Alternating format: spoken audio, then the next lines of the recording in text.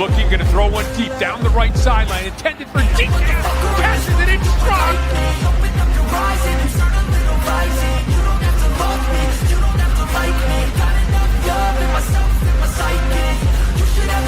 Throwing middle is caught. Amon-Ra St. Brown, he's gone, baby. 10-5, end zone, touchdown, Detroit Lions.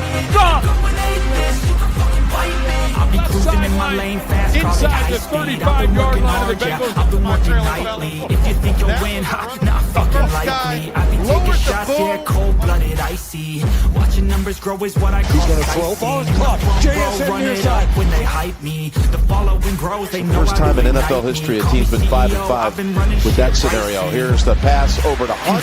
Best rushing offense in the NFL goes to Patriots.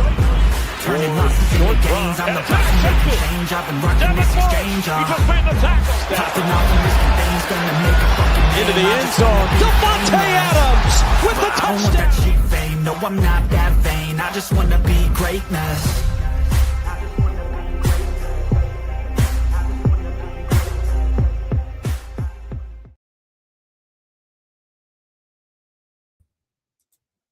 I kind of got to add us both to the stream, don't I? What's going on, everybody? Welcome to the DT show. And tonight we have a special episode of what's it called? Football Friday. What's going on? I got my buddy Nathan Hines in here with me. What's going on, Nathan? How you doing, my man? Man, we're not doing too bad. It's Friday night. This is the first time we're doing Football Friday. First time, man. First time I've been on the DT show. So for those that don't know me, you guys do now. So good to see everybody in the chat right now. So I think this is going to be a pretty entertaining, fun show. Daniel, how's your Friday going, bro? My Friday's doing pretty good, man. It's I'm on vacation, so to speak, from here on out for the next, I think, like 9 days or so, Nice. including the weekends. So I'm excited for it, man. I much needed. Although I just kind of came off of vacation. I needed a vacation from the vacation not too long ago, just to get my mind right. Yeah. You know, I've not been the same. I went to Pittsburgh, came back, and I just needed some time to recover from heading out there, you know. But Hey, I don't blame you, especially with because what you were here for the Bengals game, so you actually got to see one where it wasn't a roller coaster. No, yeah, exactly. It was not a roller coaster, but it was very cold. It was cold. Yes, It was a good game. It was a good game. So, but let's get into it. Today, what we're going to do is we're going to talk about the NFL, and we're going to talk about basically the playoff race right now that's going on, and the news surrounding week 15 of the NFL. And let's bring up the playoff picture, and let's start off with the teams that are on the outside looking in. A couple of teams that kind of, kind of pick up attention, right? Your eye catches to them. You have the Baltimore Ravens, the Kansas City Chiefs, the Buccaneers, and the Lions. I mean, even the Colts, if you would have thought, a couple of weeks ago, these are all teams outside looking in. I mean, the Cowboys are on the bubble too, but, the Cowboys actually haven't been playing too bad. They had a little bit of a streak not too long ago. So these teams that are on the outside looking in, I mean, these are some solid teams in the past. Are you surprised by these teams, especially the Chiefs, Ravens, and such? Well, the Chiefs, I want to say a little bit, just because not that they're like really what we've seen from them this year has honestly just been mid. And they've actually been fairly consistent in that realm. They've been fairly consistent mediocre this year. They haven't I think there was maybe 2 or 3 games that they kind of won in a row and people were like, okay, yeah, Chiefs are kind of heating up or whatever. But that wasn't the case. The Chiefs have rarely stayed in that 500 territory throughout most of the season. And just given who they are, given the NFL's love for Mahomes, I'm surprised that they are at 10, to be honest with you, just given out of that fact. But to be honest with you, I'm glad that they are. I think we all need a breath of fresh air. The last thing I want to see is Patrick Mahomes and an under 500 Chiefs team or a 500 Chiefs team in the playoffs, and then Patrick Mahomes goes to Super Bowl. It's the last thing anybody wants to see. Nobody wants to see that. So it's a breath of fresh air, especially if your team is in the AFC, whatever team you like, and your team is in the AFC. Even though the Chiefs are a mediocre team, you still don't want to see Patrick Mahomes in the playoffs. I don't care what anybody says. Obviously, the Ravens for us, it's a beautiful sight to see. You love to see it. The Colts being 8-1, and now are the 8 seed is exactly why, no matter what part of the season, if it's the first fourth of the season, if it's the first half of the season, if it's the second half of the season, this is why that when you have a team like the Colts, and credit to them, being 8-1, they were producing the best offense the NFL has honestly kind of seen in a handful of years. If you look at their numbers that they were doing, but obviously it sucks Daniel Jones going down, but they've lost a few with him in there before he got hurt. But it's just a testament that like it's like a long season, but it's not at the same time. And it's why you just can't get carried away no matter how good of a record you have. You can't. And the Indianapolis Colts, unfortunately, you have Daniel Jones out for the year. We'll touch on that quarterback situation going forward, but it is crazy to see them as the 8 seed. It definitely is. I mean, you go back a few weeks ago, they were trading 2 number 1s for Sauce Gardner. Yeah. And now that looks kind of like it may have been a huge mistake. You know, as you mentioned, Daniel Jones out for the year with the Achilles rupture, an injury that can linger. I mean, look at what's going on with Deshaun Watson and his Achilles tendon.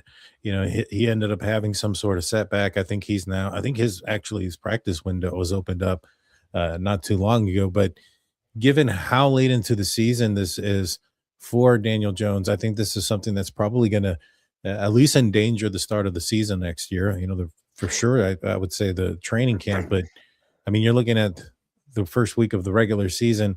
Is he going to be ready? I don't know. I mean, there's usually a year-long process. I know Aaron Rodgers was trying to come back in one season a couple seasons ago when he was a member of the New York Jets. And so, and I think he actually, well, I don't know where, I think Rodgers got the surgery done there in New York. And I think Daniel Jones went to New York. So if that ends up being the case, if it's the same one, maybe that does, speed up the process. But he had a pretty string of bad injuries when he went to the lower part of his body. He had a broken bone or a fractured bone in his leg as well prior to the rupture. And so he's got a long recovery ahead of him. But giving up 2 first-rounders for Sauce Gardner and now on the outside looking in, they're going to be playing the Seattle Seahawks, and we'll get onto their quarterback situation right now. Seattle Seahawks being a pretty solid team. They're a team that where are they at? They're at 5th place. They're in the wild card. They got some explosive players. Sam Darnold is, I'd say he's kind of come down to earth a little bit here recently, but he's still a very effective game managing type of quarterback that has some explosiveness to him with his arm. I think that for the Colts, I mean, looking at old man Rivers, 44 years old, hasn't played in 5 years. I don't see them climbing out of this hole. What do you think? It's very interesting they went that route. I don't think it's confirmed yet on who's starting for them, unless I missed that. It's not yet. They haven't. I would imagine it's Riley Leonard, just given Phillip Rivers has been there a week. Have we seen, like, in recent memory, something like this? Quarterback's been gone 4 or 5 seasons and is old and coming in like a playoff race. I remember last year, was it last year where didn't the Colts like reach back out to Phillip Rivers one year when he was retired? I think they did. Wasn't that like a few years ago or something? I wouldn't be surprised. I mean, if they reached out to him this year. I even think San Francisco came out. They even think it came out a few years ago that San Francisco was interested. San Francisco is they had a quarterback. They had a quarterback problem. Yeah, San Francisco was interested in Ben Roethlisberger. Ben Roethlisberger came out in his podcast, and he was talking about, but he claims he couldn't wear anything else other than the black and gold, which as a fan of the Steelers, I truly appreciated. I wouldn't say I don't know how true that is. Maybe there was a financial aspect to it. Maybe there was a family aspect to it. But just kind of like that story that one year where TJ Watt was in his extension, and the story was that he kind of barged into into the owner's room and said, I don't care what my agent says, I'm going to sign this. I don't really believe it went down that way. Yeah, definitely a little bit of hyperbole on that. Exactly. But Yeah. for the Colts, do you think they can climb their way out, or is this a sinking ship? I think this is a sinking ship, man, and it's a shame. Truly, it is, because going into this year, the Colts weren't looked at anything more than a 5-6 win team at best. Anthony Richardson doesn't even play this year. They end up Daniel Jones wins the job. You got to give credit to Daniel Jones having a bounce back season the way that he did. Jonathan Taylor has had a great year overall. Colts' best start that they've had in a really long time, put up great offensive numbers. And then they start to kind of lose a couple games. Jones gets hurt. So this is a sinking ship, bro. This is a sinking ship. I mean, you're relying on quarterback 3 ultimately in training camp, Riley Leonard, to get you out of it. And that's just unlikely, especially at this time of the season. And then you're also relying on a 44-year-old Phillip Rivers who has a grandchild. So to come and bring you out of it. So it's unfortunate, just given the great start they had. And if you're a Colts fan, like feeling 8-1, like, wow. And there's usually at least 1 or 2 teams every year that aren't expected to make a big leap. And the Colts were one of those teams that did that this year and definitely exceeded expectations. But it's done, bro. It's done. And if you're a Colts fan, it's done. It's over. One of the things that caught my eye when I saw Rivers, because I heard the news that he was going to be signing with the Indianapolis Colts. They were going to do a workout, see how he looked, see how he threw, and they said that they signed him. And I was like, man, I wonder if this guy's been like, working out, staying in shape, just in case, waiting for this call. And then I saw him, and it's clearly not the case. The guy looks like me, man. Dude, I just feel like one hit, he's done. It's very much possible. I mean, he was a statue before he was out of shape, and I'm going to use that very loosely, because again, he looks like maybe about like he's been doing the same amount of workouts that maybe I have, and I just, we're about the same age too, and I mean, I might as well called you. Dude, I have trouble laying down at night, man. I don't understand what this guy's doing. I might as well. I got to lay down, on my side and then kind of roll over because then I get a back spasm. I couldn't imagine, playing professional sports after taking so much time off and not being in some sort of shape, and just kind of going out there and winging it. But more power to him, man. I'm actually rooting for him. I hope he defies the odds. I hope he goes out there. Yeah, like, hey, if they won like a playoff game, or like he helped them clinch a playoff spot, that'd be sick. Right, exactly. I mean, 44 and grandfather and everything else. I mean, I don't really recall seeing that. Dude, if he wins a playoff game before Mike Tomlin, I'm gonna be upset. I'm gonna be upset. Just hold your breath on that. The Ravens will be taking on the Cincinnati Bengals. Joe Burrow had some interesting comments. There's been a lot of controversy out there on his future there in Cincinnati. What do you think the Bengals are going to do in that scenario? I honestly think that they could bungle it up, as some of the Pittsburgh Steelers fans would say, where they end up trading him or they force him into a retirement. I mean, those are the ways that they screw this up, is they end up having to trade him or get rid of him. Yeah. Or they force him into retirement. Either way, I think those are lose-lose situations. Do you think there's a fix there in Cincinnati? It's a great question. I'm going to follow up with one for you after this. If you're a Bengals fan, I think you have to be concerned a little bit. It definitely gives Andrew Luck vibes. I think a lot of people, that might have been the first thing people thought of when he was talking about what he was. What I foresee the Bengals doing, and I think is the common probably idea, is that they're going to just fire their coaching staff.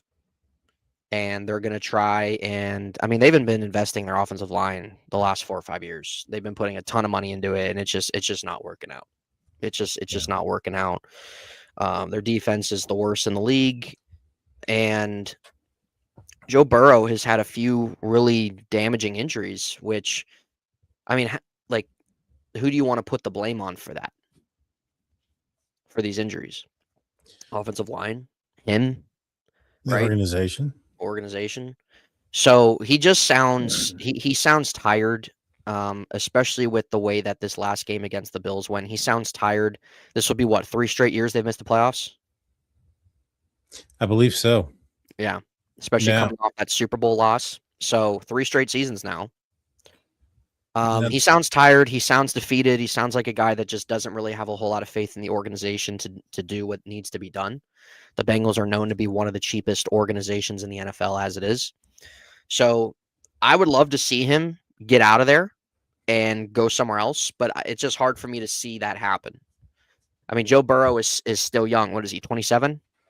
28? I thought he was 29. Is he 29? He's almost 30? I thought so. Okay. Regardless, so he's in his late 20s. Has had a few damning injuries, but 29. Is it going to be something with him turning 30 next year? Will he be in a situation where he's just tired physically? He's tired of going through the injuries. He's tired of going through rehabs. He's tired of the organization not investing.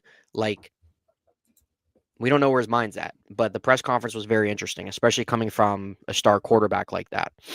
So I don't see the Bengals trading him in any means at all.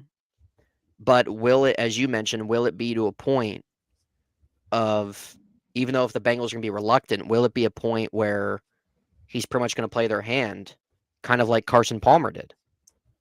Carson Palmer was either I'm retiring or you trade me. Mm-hmm.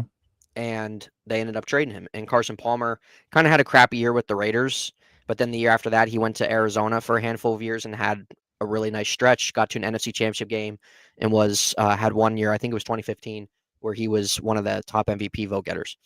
So will it be another situation like that? It very well could be. Now for you, Daniel, if you're a Bengals fan, and your star quarterback is saying these things, like how concerned are you? Or are you kind of taking this like, like they're not going to trade him, but like coaching staff needs to go? You know, if I'm a Bengals fan, I mean, obviously this is probably the closest you've had to a championship caliber quarterback. I mean, he's taken him to a Super Bowl. Yeah, very close to winning it. And what I would be upset is more with the organization for not being able to figure out a way to keep some sort of defense, because it's not really been their offense, their struggles. Now, you know, kind of, you know, if I'm a Bengals fan, I'm getting to the point where, you know, you're wanting like the general manager to be fired, you know, for the decisions that they've made at the offensive tackle position, at the offensive line, and in the on the defensive side. I think you would want to try to do what you can to make Joe Burrow happy, but you also got to consider your odds here. And one of the things is that this quarterback class coming out of the NFL draft isn't as highly didn't come out as high as everybody thought that it was going to come out. I think everybody figured this was going to be one of those 2004, you know, NFL drafts where you have multiple quarterbacks that have a foreseeable, really good potential future, you know, even starting very early on and being successful early on. And I don't think that's the case anymore. I think there's just a handful of guys. And so that might entice some pretty outrageous offers, you know, for a Joe Burrow, you know, and can, you know, the Bengals, who are, you know, possibly picking in the top 10, 11, you know, in the draft, can they utilize some capital to go out there and get a Mendoza? You know, they saw what they were able to do with Joe Flacco. You know, imagine somebody who's, you know, like Fernando Mendoza, somebody who's a little bit more, you know, younger, less expensive, and you know, has these great weapons on the outside to grow with. I mean, I think that there's a possibility then you can take that money and that draft capital also, because you're going to get quite a bit for Joe Burrow. And so you could take some of that and go out there and get, you know, some high-end quality draft picks in the in the defensive side and on the offensive side to protect the young quarterback. Yeah. But that's if you decide to go that route. I think there's a way there. The other way is to protect him and keep him there and try to make him happy. And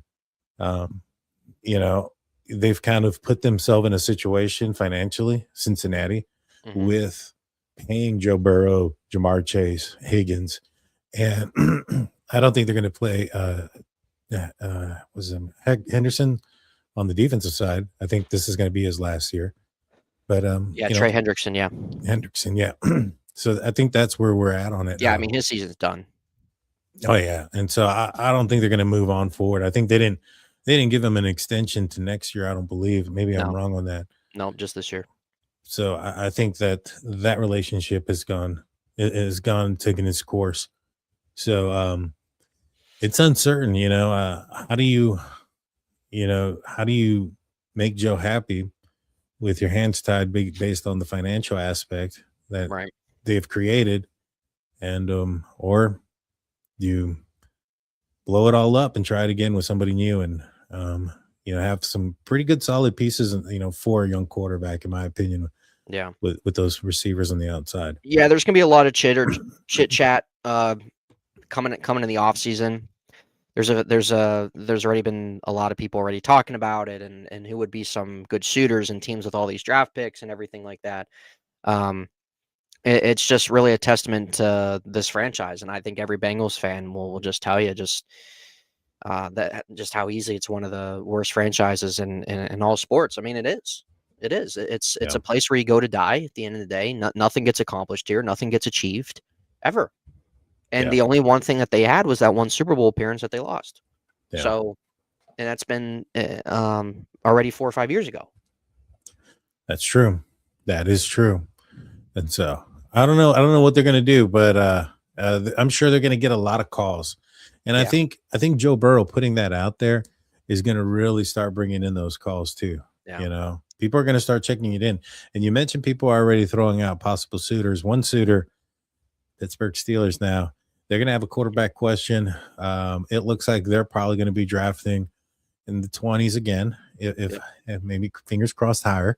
That's some wishful thinking. But, they're not really going to be in a position like, to be out there to grab a first-round draft pick. Now, they have a lot of draft picks to do so. So some folks are saying maybe the Steelers should sell the house, go get Joe Burrow.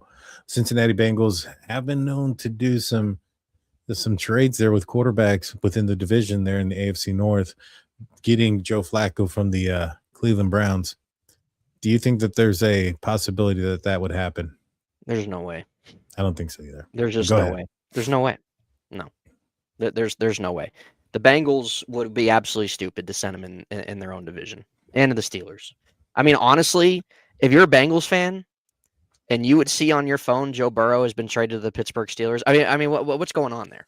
What's going on in that individual's head? The whole stadium's gonna get burned down. I was gonna say there's gonna be a lot of smoke over Cincinnati. With he's probably if anything, probably ship him out to the NFC. Minnesota Vikings should sell the house, if anything. If the Bengals are going to listen, which I don't think they will, but if Joe Burrow would play their hand at all this offseason, Minnesota Vikings would be a team that should sell the house. It'll reunite him with his counterpart there from LSU, Justin Jefferson. Yeah. Another wide receiver that was out there paired up with Jamar Chase. Can you imagine that back in going up against them in college? That must have been crazy. Yeah. That if there's any team that would make a move for him, that's not the Jets, which again, if you're Joe Burrow, why would you want to go to the Jets anyway? You're actually going from worse to worse there from an organizational standpoint. But if you are a team, I mean, the Vikings are the first one that comes to my mind. Easily. But the Raiders. I mean, he's going to go there to die again as well. So I think those should be on teams that are no trade clauses. I mean, Joe Burrow's he's getting paid. He's got great weapons offensively. He has a solid back. He's got 2 really good wide receivers. They signed Jasicki for him. The offensive line hasn't panned out, and they've spent so much money into it the last half decade. Obviously, we know their defense is a dumpster fire. So if you're Joe Burrow, I mean, obviously you're wanting to go somewhere where there's going to be a massive organizational like overhaul. And I think the Vikings are a stable franchise or a stable organization. Their quarterback situation isn't figured out, but they have some nice talent there. I think Joe Burrow would make a lot of sense there. Looking at these, yeah, no, you make some excellent points there. Looking at these teams on the screen, you have these are the teams that are on the outside looking in: Colts, Ravens, Chiefs. For the AFC, NFC side, we got the Lions, Buccaneers, and the Cowboys. No. One team on each side. Which team is most likely, in your opinion, to make it into the playoffs? Lions for sure in the NFC. Tampa Bay. See, here's the thing. Now, obviously, everybody, I assume that people here on the DT show know you're a Steeler fan, correct? Yes, I would hope so. So I am as well.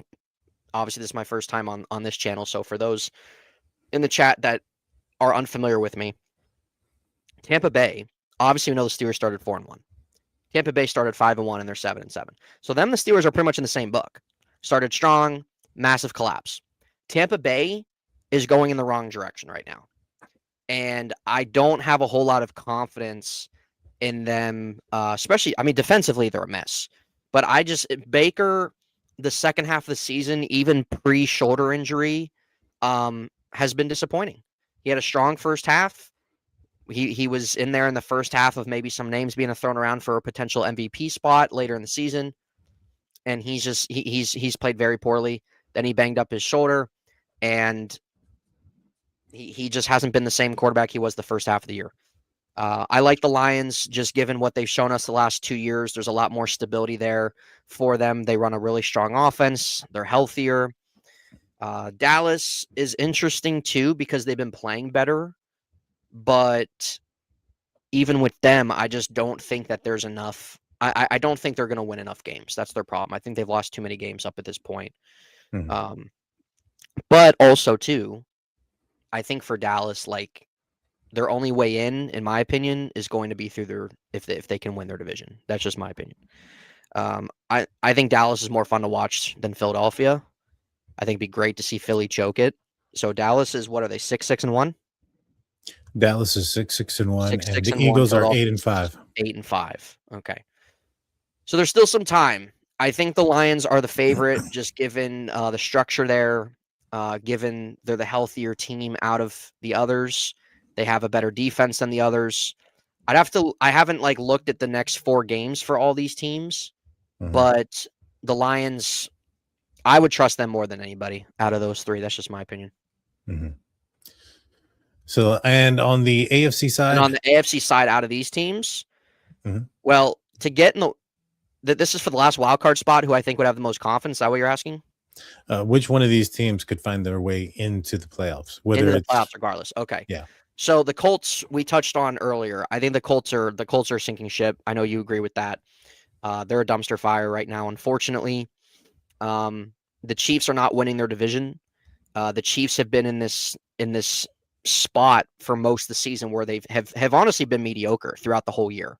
They haven't been necessarily bad, but they haven't been good. And this is the worst Chiefs team we've seen in the Patrick Mahomes era. I think that they pretty much there's 4 games left. I don't see them switching up, honestly. It's just not their year. The Ravens are probably the likeliest out of these 3, just given that they still are a game behind the Steelers, even though the Steelers have the tiebreaker right now. And the Ravens have a tougher stretch than the Steelers, but we've seen the Steelers each week. We don't know what Steelers team we're getting either. So we've seen the Steelers play some good football this year. We've seen the Steelers play really bad football this year. The Ravens have been in the same realm. The Ravens earlier in the season played strong football, though they blew some games. And we know that they went on a 5-game win streak against some of the worst teams in the league. And then now they're back to reality they're just a middle of the pack, average type team. So the Steelers are a little better, but still, it's probably Baltimore, just given the fact if the Steelers drop a couple games and if Baltimore, for some reason, takes advantage of that again. So I would probably lean them, but I don't think either 3 of these teams get in. Yeah, I'm leaning very much towards what you're saying. I think that the Lions are probably one of the stronger teams to have gotten in or to get in on the NFC side. The Buccaneers, it's a back and forth race between them and the Carolina Panthers, and they play each other twice. And so those two games are going to be pivotal games. Yeah, for Uh, sure, for sure. but I think Carolina is surprising some people. I mean, they're surprising me. I thought they were going to be another team picking in the top 10 of the draft. Yeah, Once again, I had zero confidence in their quarterback room, and they're actually, putting some games together. They're going up against some pretty strong teams and taking care of business. They beat the Los Angeles Rams, who are first place in the NFC side, and so they're doing some good things, and they're kind of trending in the opposite direction. They kind of started out a little bit slow and then started picking up steam and been doing well. As where you mentioned, the Buccaneers have kind of just stumbled into each other. I mean, a lot of injuries as well. Mike Evans went out for a period of time. Bucky Irving was out on IR for a period of time. yes, yeah. Chris Godwin They've had was some of out. that too. Sure. And so they're getting some guys back in, but they just blew it Yeah, on they did. Thursday night. They did. Against the Falcons. And, I'll be honest with you, like I am a Tampa Bay hater right now, only because I got a buddy of mine, one of my best friends. He's a huge Tampa Bay Buccaneers fan, and he is a huge hater. And every time, like I'm watching the game, and if the Steelers are doing something like, "Oh, did you see that guy? He's on skates," and all this other stuff, and I was fed up, especially the first half of the season when the Buccaneers were doing really, really well, and it's changed. It's changed, and Yep. I'm glad How because easily the flip can script, man, in this league. It's a week-to-week league. yeah, because in the beginning of the year, him, my other buddy, and him, me, and my other buddy, we made a little bit of a bet to see which team would go further, and it was the Steelers, it was the Buccaneers, and it was the Cowboys, and so we all put money in, and I'm hoping I better come out victorious. Is this just to who makes the playoffs or the better record? Whoever gets the furthest, and Okay. so if if for instance the Buccaneers have a better record, but the Steelers win the division and they get into the playoffs, Steelers win. Right. So yeah. Yeah. Now, obviously, if one team plays on Saturday and the other team plays on Sunday and they both lose in the playoffs, that doesn't count. Sure. Right. Yeah, that cancels out. Yeah, that would be a push. But Right. but yeah, that's where we're at on that. So we'll see how it happens. Yeah. It was a nerve-wracking thing, but and on the NFC side, AFC side, I don't want to see the Chiefs in the playoffs. Not necessarily because I think they're going to stink it up, because I don't want to. If the Steelers make it in there and they get a playoff game, I'm actually going to be there in stadium myself. Steeler fans, actually, Afton, she's going to be in there. Nice. There you go, Afton. Yeah, she's going to be out there as well. I don't want to see them play the Chiefs. That's what I'm saying, dude. The Chiefs can finish 9-8 or something, and if they would sneak in, and then the Steelers see them in the first round, I mean, it scared me to death, bro. Yeah, I'd be like, man, because I don't have confidence in the Steelers being able to keep up, and not only that, I don't have confidence in the Steelers defense. Or let me put it this way: I don't have confidence in Mike Tomlin versus Andy Reid.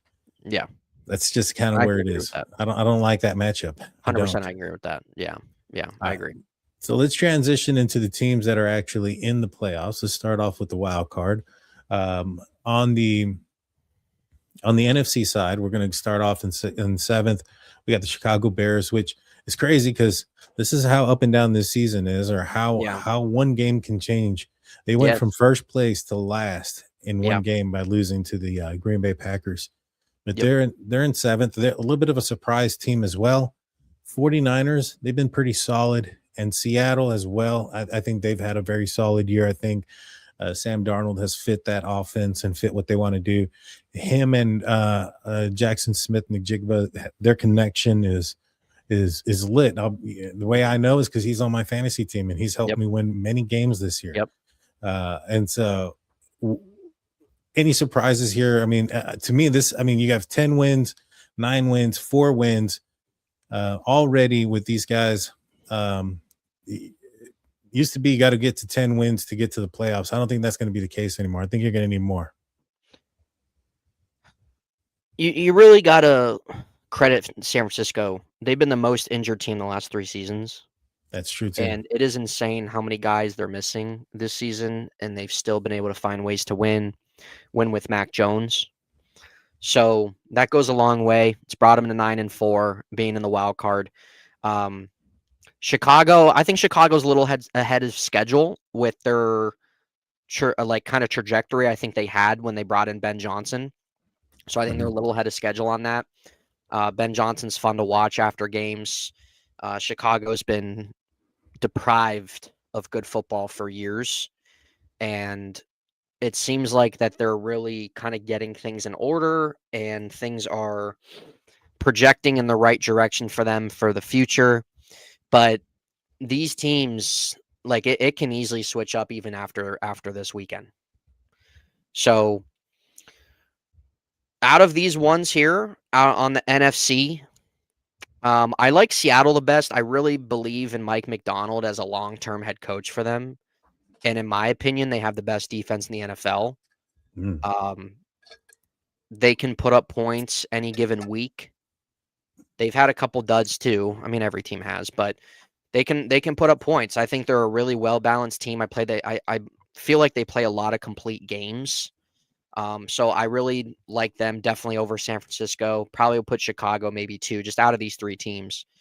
But between the NFC North, I mean, you have Chicago, Green Bay, and Detroit. Detroit's 1 game behind those guys. Yeah. So that stuff can fluctuate and flip just like that, where one of those 3 teams missed the playoffs. On the left side here, the hottest team on this left side is the Texans. Besides Seattle, the Texans are the best defense in the NFL. Seattle, I'll put it too. Texans are the best defense in the NFL. They give up the least amount of points. They really put on a great defensive showing against Patrick Mahomes. One of the better defensive showings I've seen a team put up against him last week. So I'm still not really a big CJ Stroud guy. He's really taken a step back the last 2 seasons after his rookie year. But they are the hottest team. They're finding ways to win. Their defense has helped leading the way. It kind of reminds me a little bit of a couple Steelers seasons in this decade, where the Steelers defense has been really helping them win football games and not so much their offense. Buffalo, if there's any time for Josh Allen, it's this year, where the Ravens and Chiefs are not good, where you have really a pond of teams in the AFC that, I don't know. I just really feel like this season in the NFL, I feel like almost any team can beat anybody at this point. Like there's not those couple teams that are kind of like the lone wolves in terms of like, okay, like those are your top teams. Like I look at Denver, I look at New England. Sure, they're solid teams. They've had a good season, but Denver's kind of squeezed by some wins. New England's definitely been more of the consistent team. But I think any given week, like that's really just kind of been the story of the league this year. I think the league's been very inconsistent this season, and if there's a time for Josh Allen, it's right now. Given that aspect, the Chargers are banged up. Justin Herbert's offensive line guy doesn't even have anything. You might as well not put anybody in front of him. But the Chargers have found ways to win. They had a big win last week against the Colts, or this past Monday, whatever. But again, like they're not a team that like moves me, you know? Mm-hmm. So I really, in the AFC, I really could see this staying. And honestly, I think this will kind of somewhat stay kind of prevalent of the wildcard teams. I think the NFC is the one that really is likely to change. I can't disagree with you there. I think the NFC race is just so tight. As you mentioned, so many teams, and especially in the West and in the NFC West and the NFC North, that are right there clumped together, that just one win or a loss here or there, it builds up all the drama. And you know how the NFL is. They're going to be putting those divisional games at the end of the season. You know, as we mentioned before, the Buccaneers are playing the Carolina Panthers twice in the last 4 weeks. And so, that'll give that's going to definitely decide who's going to end up being the winner in the NFC South out there. But yeah, you're absolutely right. And, out of these teams, to me, when I look at both of them, I'm looking at the Texans and I'm looking at the Bears. And obviously those are the 2 teams that are in in the 7th seed. But I think those two teams are the ones that are the most likely out of these guys to not make the playoffs, to be kicked out. If one of these other teams are going to come in, I can see, I think Buccaneers have a chance because they have the opportunity to win the division, but I can see the Lions, knocking out the Bears. Yeah, I could see. Would have to be the Colts. I don't know. I don't know if the Colts are gonna. I just don't see it, man. I don't see it either. They're just on that sinking ship, bro. Yeah. I really think Baltimore's a really damaged team this year. They just have not been able to beat anybody that's relevant. Lamar, he's had an awful season, man. He's had an awful season. Derrick Henry's had an awful season. They've been one of the most disappointing teams, and that's the way it goes. The Ravens were probably bound to have a season where something like this was going to happen. And Buffalo being 6 here, that's a team that's dangerous too. The Steelers just played them. They're a team that has had some downs. They lost to some teams that I think it was like with the Falcons. They also lost to the Miami Dolphins. But those divisional games can be kind of tricky. But they've dropped some games, but they've also, they put up 9 wins already. Josh Allen is doing it without anybody to throw to. They have some of their warts, but they're still winning games, and they're going to be dangerous, especially down the stretch. But let's transition to the division leaders. We'll start off in the bottom 2. Mm-hmm. Steelers and Jaguars. The South is a division. AFC South there with the Jacksonville Jaguars. It's between them and the Texans right now. I know the Colts have been kind of going back and forth, as we mentioned. Until the Colts prove otherwise, I think they're going down quickly. Yeah. But that's going to be between the Jacksonville Jaguars and the Texans. Lawrence, he's been okay. I think the addition of Jacoby Myers has been really good for them. Mm-hmm. And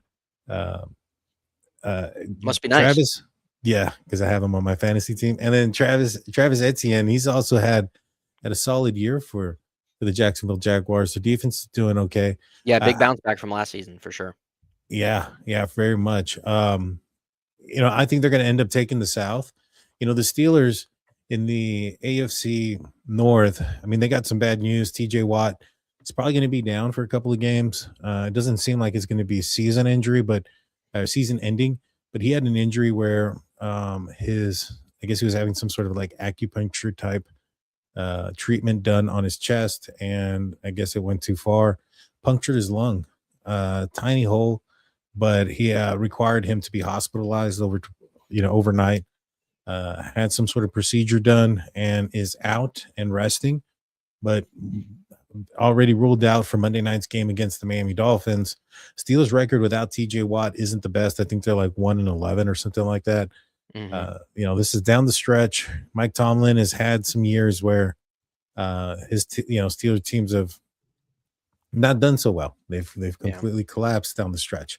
Yeah. After the big win against the Baltimore Ravens, I think everybody was kind of looking at it as maybe perhaps not being the case this year. Huge blow to the Steelers. Can they overcome the loss of TJ Watt?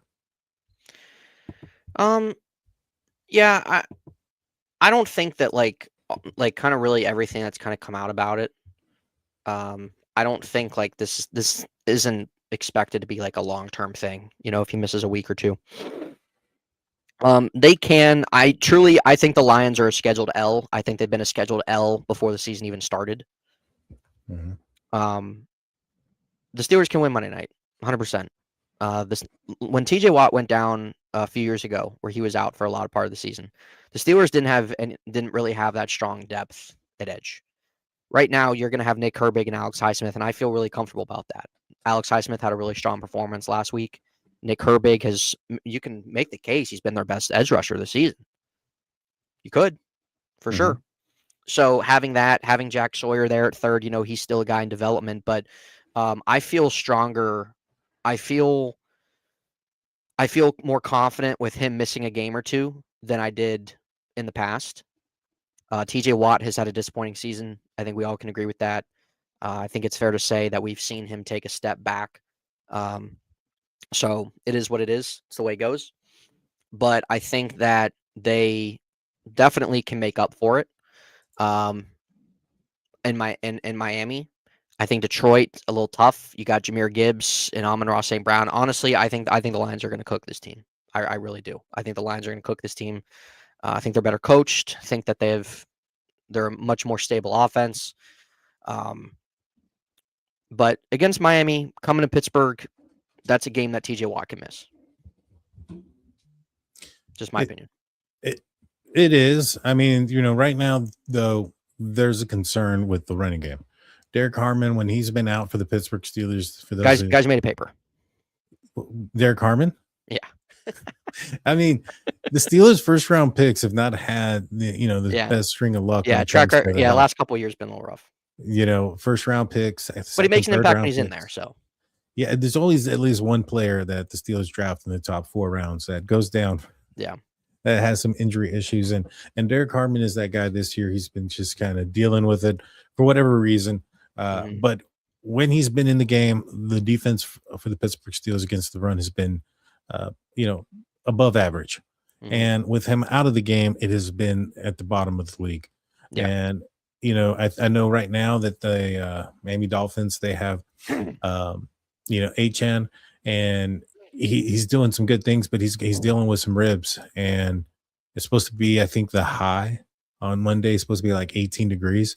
And so come Monday night, it's going to be a lot colder than that. And so with the windshield, those ribs are going to be feeling it if they can get to them. We're supposed to get a lot of snow tomorrow. Interesting. And so I know, and that's going to slow them down a little bit. Hopefully, it's also going to slow down our defense. But if the Steelers can get to him and they can hit him, it's going to turn into a situation where he's not going to want to be in there because of the cold and the pain. Yeah. I mean, you got to make him uncomfortable. Yeah, you do. And so if they can take him away, the games in where Miami has struggled has been where they've put the ball in Tua's hand and forced him to be the quarterback and pass for more than, I think, 25 attempts. I think when he's throwing under 25 attempts, that's when they've won majority of their games. And so that just kind of tells you they're leaning on their running game. They also got what's his name? Waller, the tight end. Yeah, Darren Waller. He's back, and the Steelers have had, it's been a little bit of their kryptonite. So they've got some players that can exploit some things, some weaknesses. There is some matchups there. But overall, I think Tua holds on to the ball too long. Nick Herbig, as you mentioned, and Alex Highsmith, that the Steelers can put them in a situation where they're forcing them to pass the ball. That's going to be a positive thing for them. Yeah. But if they allow them to run the ball and they allow them to keep the game close and keep the running game as a huge component, then that's when this game can really become something that's an upset there. And so this is going to be a huge game. You're right. They're playing the Detroit Lions next, a team that at least at this point would appear to outmatch the Steelers, whether it be coaching or talent, to a certain extent. At this point with health, for sure, the Steelers are dealing with quite a bit of injuries. Now, hopefully by then they should be getting some guys back. I don't think TJ Watt would be one of them. It's also in Detroit, so that's not good. Yeah, it's going to be too tough for them, man. Lions are the better team still, in my opinion. They're still trying to win their division, so I think that's a scheduled L. Yeah, and then on the NFC side, 3rd and 4th are going to be the Philadelphia Eagles in 3rd, and the Carolina Panthers, the surprise team, in my opinion. Leading the pack there in the AFC South. They're going to be playing the New Orleans Saints, who are starting their rookie quarterback, Tyler Shock. And the Saints have had an up and down season as well. They've kind of had some good games here and there, a couple of them. They've struggled. They've gone through back and forth with their quarterbacks, but they're sticking with Shock. But even at that, I think that the Carolina Panthers, if they're a team that's a quote unquote want to be contender in this league, they're going to have to take care of business. And I think that's going to be it's going to be a huge tell here. If they go in there, a lot of pressure. It's a division foe. The Tampa Bay Buccaneers lost the game. It's kind of similar to the Steelers last week, where the Bengals had beaten the Ravens, or not last week, the week before, where the Bengals had beaten the Ravens and the Steelers had an opportunity to go up and they dropped a loss. And so here's that opportunity for the Panthers, where the Buccaneers drop a game on Thursday night. Here's an opportunity for them to get up in the game, and we'll see if they take advantage of it. Yeah. Eagles are a team that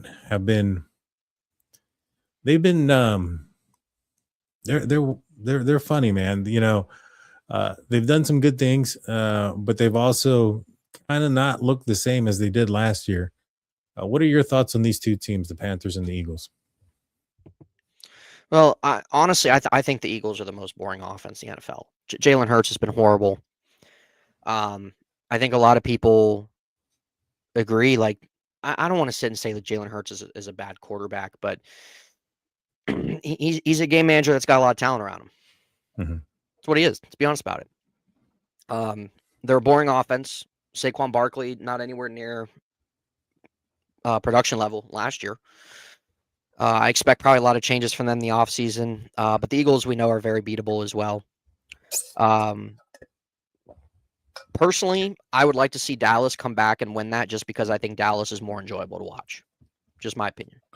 But the Eagles, they're probably going to win this division.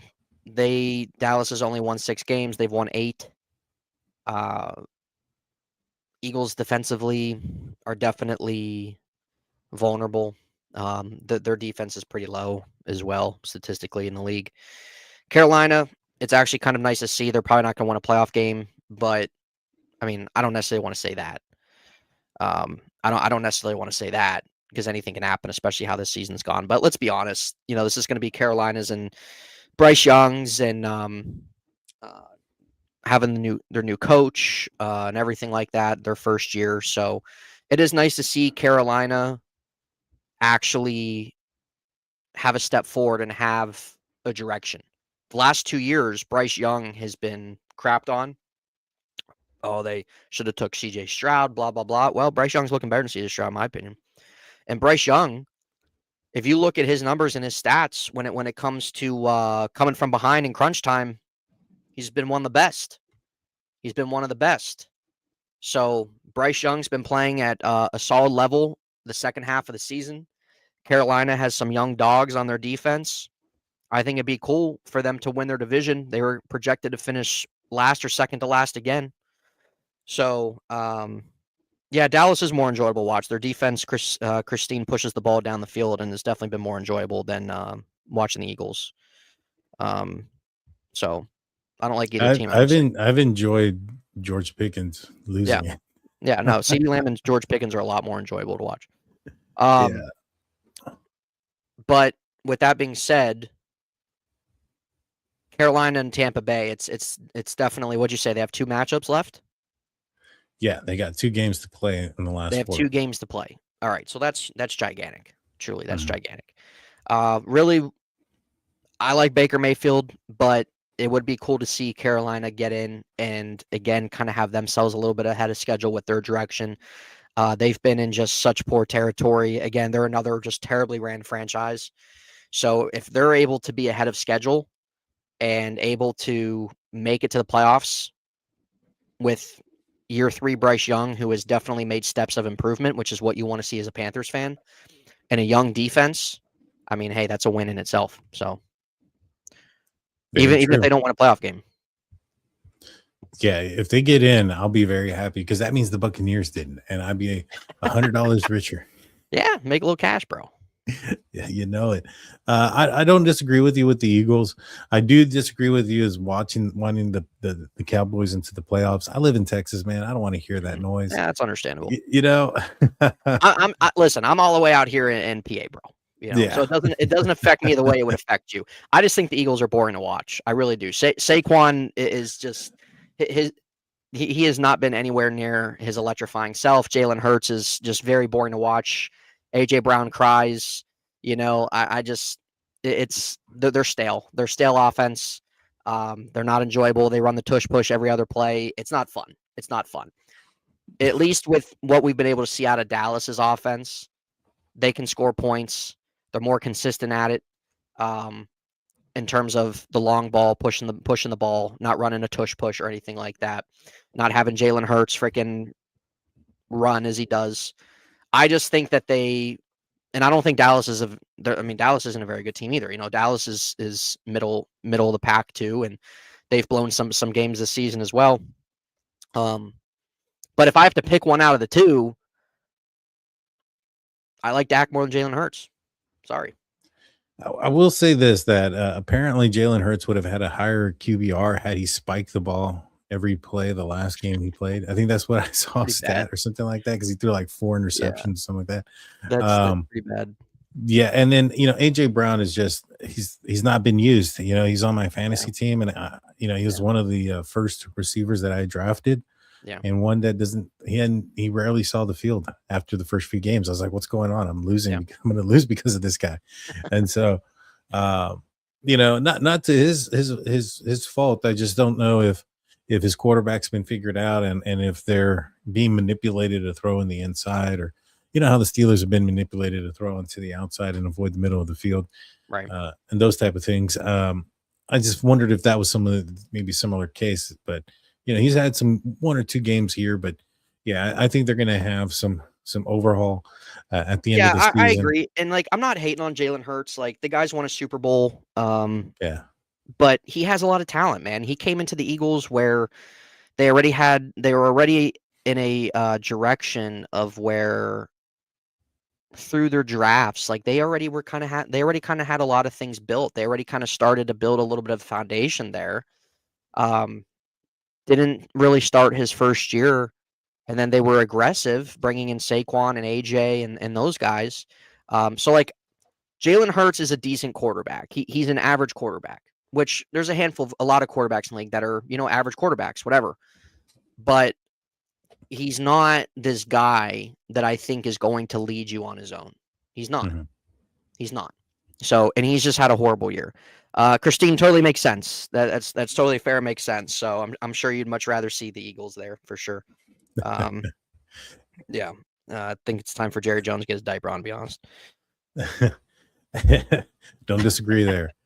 Hey, I'm fine if both don't get in. That's fine with me. I don't care. Right.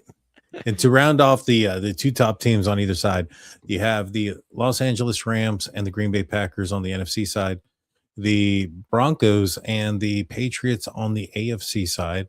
I would say that there's probably surprise that,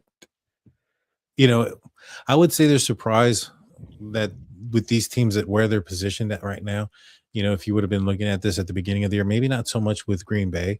Mm-hmm. The Rams have been, they're on the way back up. They've had some up and downs. They had they got rid of Cooper Kupp in the offseason, and they were reloading, and they've seemed to make some good decisions. Puka Nacua is an excellent find. They drafted him in one of the later rounds, and he's been explosive. And Matthew Stafford has just been playing at an MVP level as well.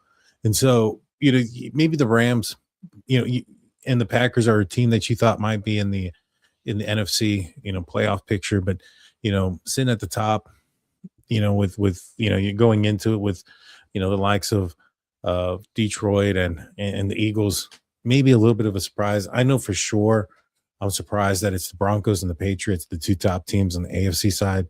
Yeah. But to me, it makes it intriguing also because these are teams, and we'll start off on the AFC side, where they've done really good.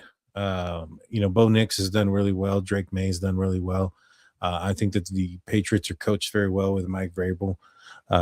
Sean Payton, he's an offensive mind, and he's been able to work with Bo Nix. I guess it was Russ that was the problem out there. But these are teams that I wonder how these quarterbacks so young and inexperienced are going to be able to handle some of the bigger stages in the playoffs. And, these are teams that I don't think necessarily scare anybody like it would be having to go into Arrowhead Stadium in a playoff game against the Kansas City Chiefs. That's more of I don't want to say scary, more of like an intimidating factor, being that you're going up against a team that's that's experienced and been in that situation, and that that are going to be cool, calm, and collective because they've been there. These guys, Drake May, Bo Nix, that's going to be a big stage for them. Can they handle the pressure? And I think that makes the AFC playoff race in totality. When you look at the quarterbacks there across the board, you have Bo Nix, you have Drake May, Trevor Lawrence, Aaron Rodgers, Herbert with the Chargers. He's done really well. Oh God, what's his name with the Bills? Josh Allen. Yeah. It's like, and Stroud. I mean, I think, these are, Josh Allen, he's another guy I think that would be impressive. Yeah, that's going to be a tough matchup in the playoffs, but these young guys at the top, I think they're beatable. And I think that, it's not as a daunting, but are you surprised with the 2 teams or the 4 teams that are out there? Am I surprised that Denver and New England are the 1 and 2? Yeah, going into this season, is it just, before the season started and somebody would have said at this point it's going to be the Broncos at 1 and Patriots Oh at yeah, 2? nobody was saying that. Nobody was saying that. I think a lot of people were saying that Denver and New England probably have a more likely chance to be a playoff team than not. But in terms of being the 1 and 2 seeds, and both of them only losing 2 games or whatnot, and then New England having Vrabel for his first year, definitely was not expected. And it definitely was not expected. But it's a great thing, I think, when you have 2 young quarterbacks like that being able to get themselves in this position this early. I don't really view this as a situation where these are young quarterbacks that are just getting carried. They're not getting carried. They're making plays. Drake May, I think, is right up there with Stafford as MVP candidate. So they're not getting carried. And we've seen that before with young rookie quarterbacks who might have a high seed and get their team to playoffs, maybe win a playoff game because they already have a really strong defense, or they have all these weapons around them. When we really look at Denver at the end of the day, they don't have necessarily really anybody that stands out to you offensively. They just do a really good job at moving the football around and playing competent offense. I mean, Cortland Sutton's your best guy, but it seems like it's a different guy each week with Denver. And you even look at New England, like you have a rookie running back. You have really most of your wide receivers are just really guys that aren't high-end guys. Diggs is your most well-known name, and he's kind of past his prime. So they're being coached well. Sean Payton's an offensive guy.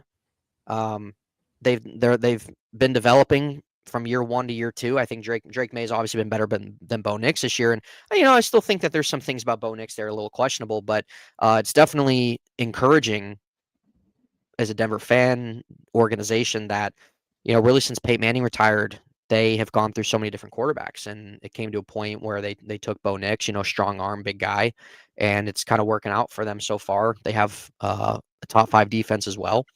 So I honestly could really see Denver getting the Super Bowl. I really could. Russell Wilson did that in year 2 with the Seahawks. I believe it was year 2 with Seattle, and Seattle had a great defense.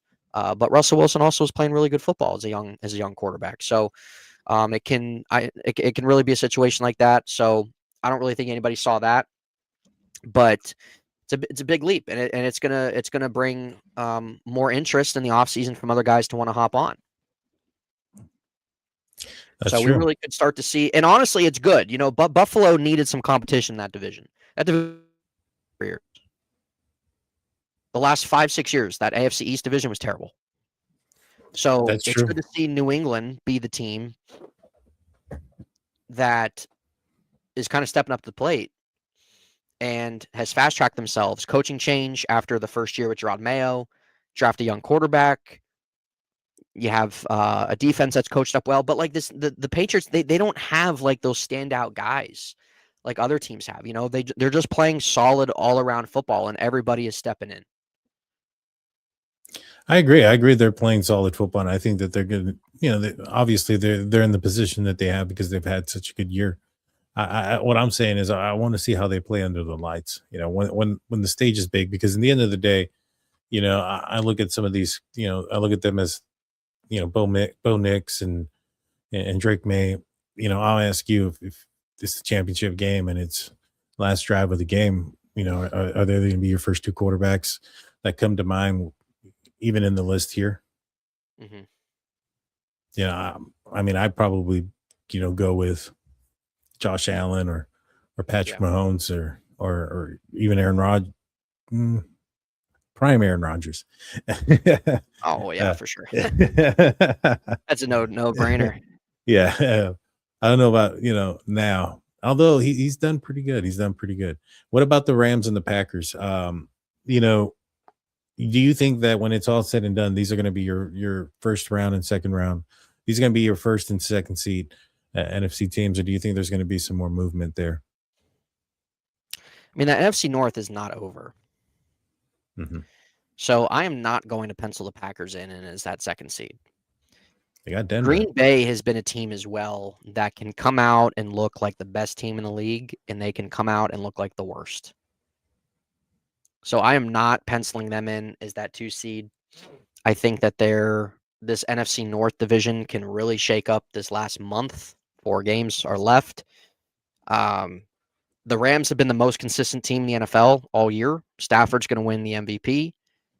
I would be shocked if the Rams don't get the 1 seed.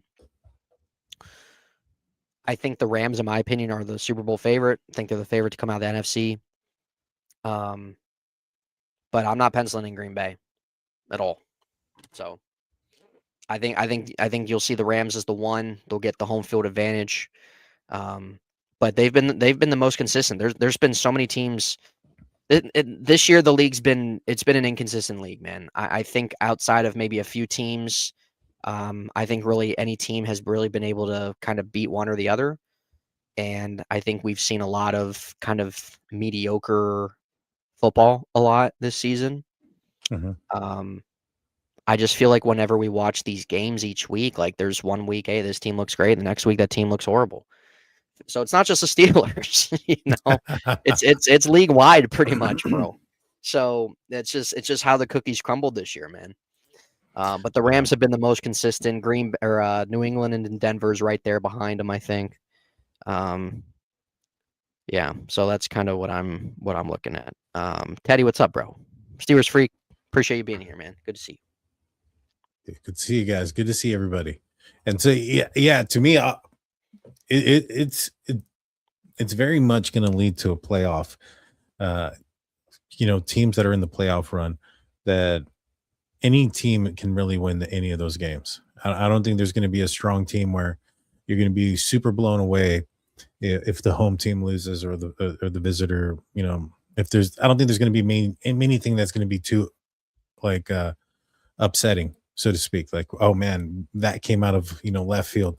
Maybe I guess I really don't. I think when it's all said and done, any of the teams that are going to be in this matchup are going to be able to beat any of the other teams. And I think that's good because, there's been playoff, teams in the past and the Steelers have been on the wrong end of that, of those teams where, they're going to get blown out of the water in the first round and it's not going to be a very competitive match. And that's not what you want. And I think that's not what we're going to get this year for this upcoming playoff.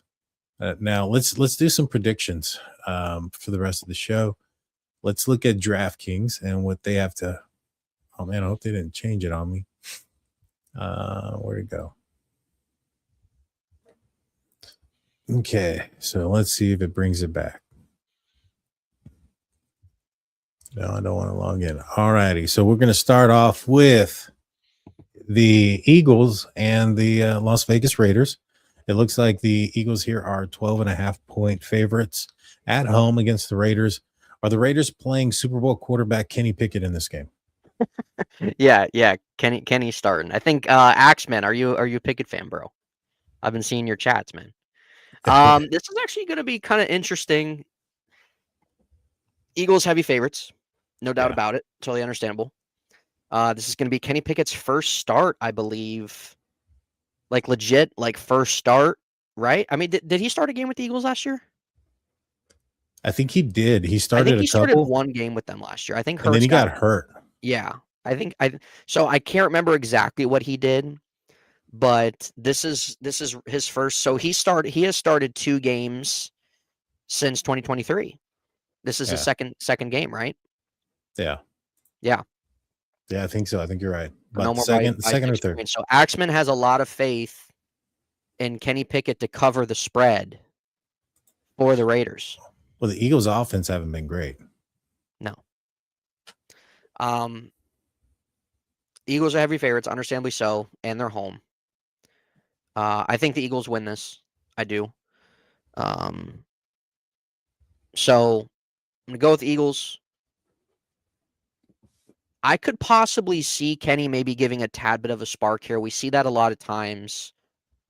Like, we look at Geno Smith, right? Geno Smith, we know, has never been a special quarterback in this league. He had 2 solid seasons with Seattle.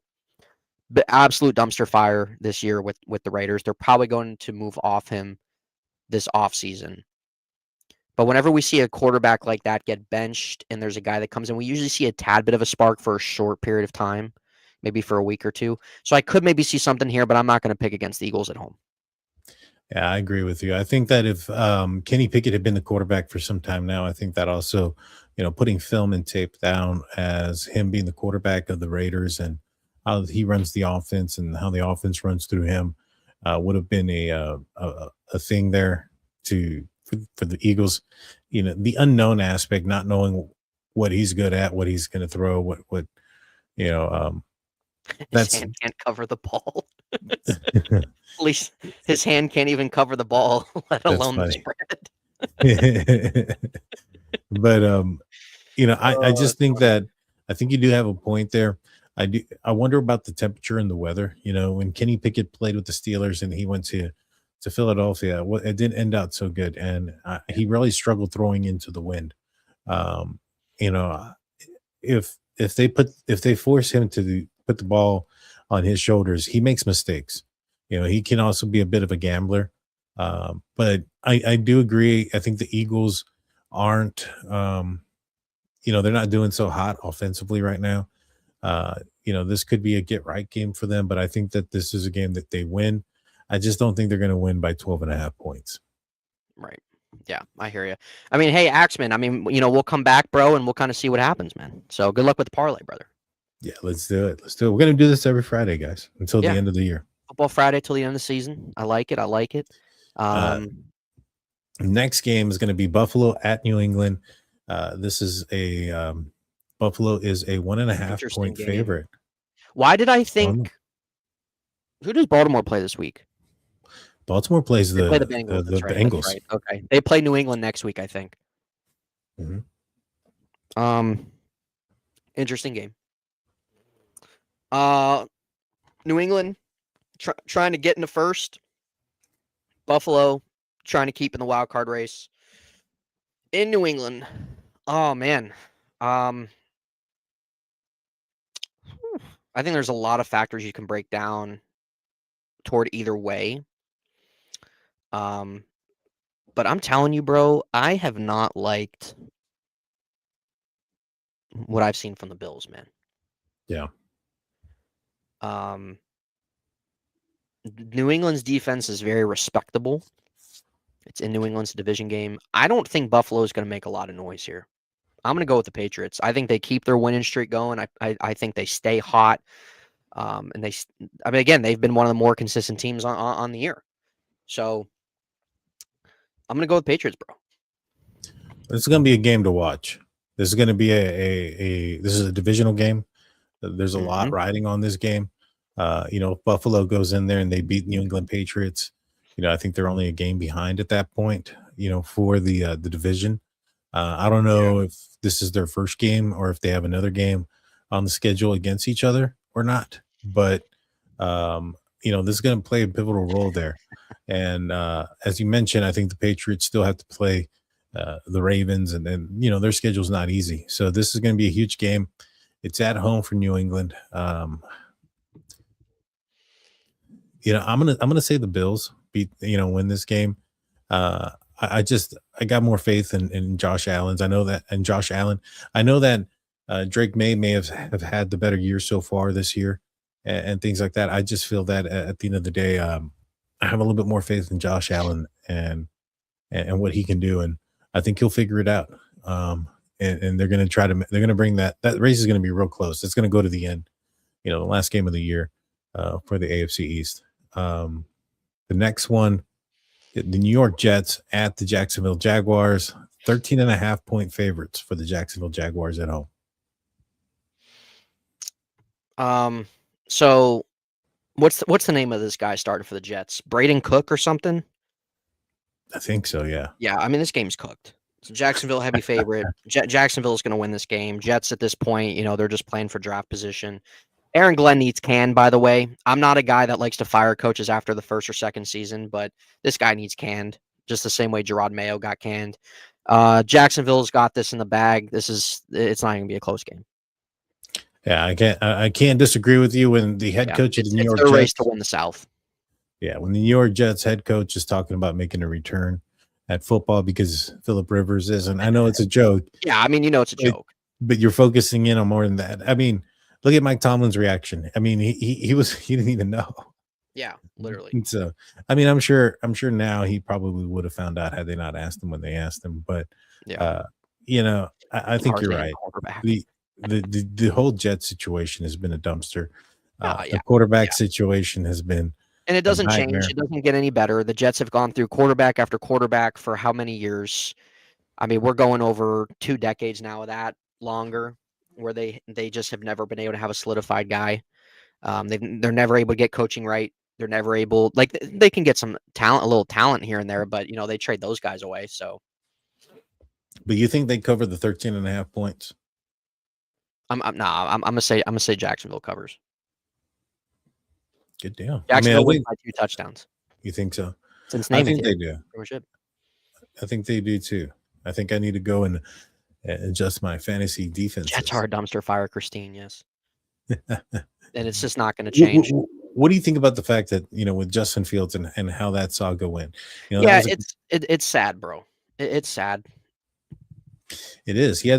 Supposedly the Steelers are wanting him back. I don't really buy that, to be honest with you. I don't either. Because they had him in his building, in their building, and if they wanted him, they could have gotten him. And so I don't really buy the fact that they wanted him back. But supposedly he was, their quarterback choice for this year.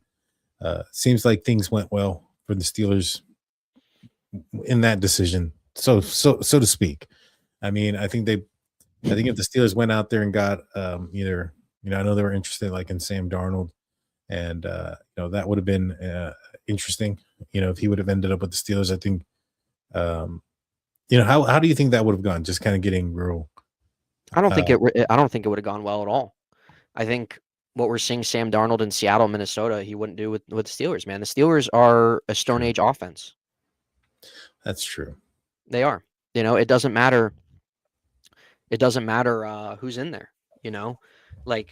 I think Aaron has fit it well, just given how Arthur Smith runs his offense and everything. And Aaron hasn't Aaron's had a few kind of bad games, but I mean, he's also a big reason too why they've won 7 games. That's so true. It really just kind of comes down with where the Steelers are at offensively. You can't just plug and play quarterback. And that's why I think if they did sign Sam Darnold, I don't think he'd be that effective here. Mm-hmm. I don't. And I do think that this is a whole nother topic for another day, but I do really want to see the Steelers start to move back into being an offensive team. That would be nice. I mean, this whole defensive-minded stuff is great, and it worked well when there was a little bit of trust with the quarterback and the offensive coordinator. But with what the Steelers have seen with the fear to throw over the middle and it'd be through it's been through several offensive coordinators now and several quarterbacks that have done it. It's obviously the guy at the top. And so I think everybody's ready for that change. The black and gold. It's just time to start moving in that way. Pickens, exactly. Afton Pickens would not be putting up the numbers he is in Dallas here. They have a quarterback. They run an offense where they throw the ball down the field. They use the middle of the field. They actually give wide receivers. They actually put them in situations to succeed. So they feed their wide receivers. Dak's a quality quarterback. So, that's exactly why he's at the top in stats. That's exactly it. Yeah. And then the next one's going to be the Cleveland Browns at the Chicago Bears. Cleveland Browns have decided to start Shador Sanders for the rest of the year.